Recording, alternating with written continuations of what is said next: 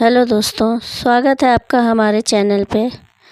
आप सुन रहे हैं मुंशी प्रेमचंद की कहानी ये भी नशा वो भी नशा।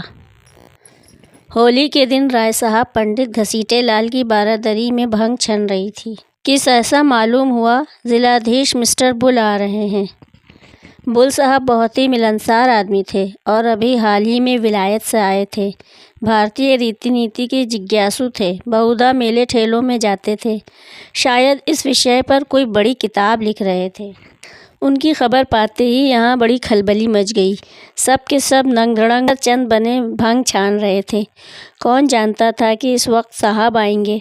फुर से भागे, कोई ऊपर जा छिपा, कोई घर में भागा, पर बेचारे राय साहब जहाँ के तहाँ निश्चल बैठे रह गए। आधे घंटे में तो आप कांप कर उठते थे और घंटे भर में एक कदम रखते थे। इस भगदड़ में कैसे भागते।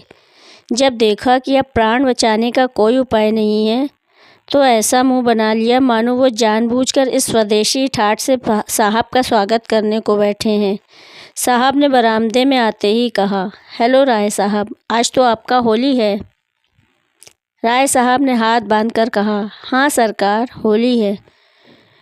बुल, खूब लाल रंग खेलता है। राय साहब, हाँ सरकार, आज के दिन की यही बहार है। साहब ने पिचकारी उठा ली। सामने मटकों में गुलाल रखा हुआ था।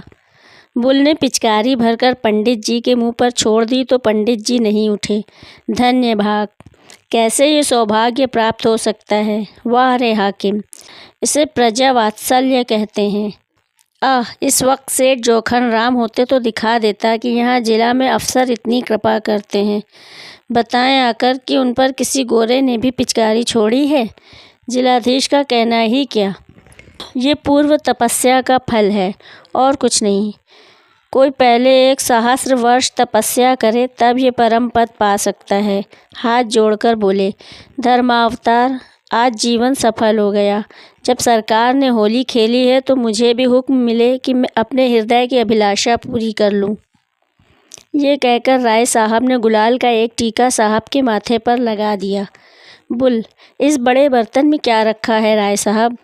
राय, सरकार, ये भंग है, बहुत विधि पूर्वक बनाई गई है हुजूर। बुल, इसके पीने से क्या होगा। राय, हुजूर की आंखें खुल जाएंगी, बड़ी विलक्षण वस्तु है सरकार। बुल, हम भी पिएगा। राय साहब को जान पड़ा मानो स्वर्ग के द्वार खुल गए हैं और वो पुष्पक विमान पर बैठे ऊपर उड़े चले जा रहे हैं। ग्लास तो साहब को देना उचित न था, पर कुल्हड़ में देते संकोच होता था।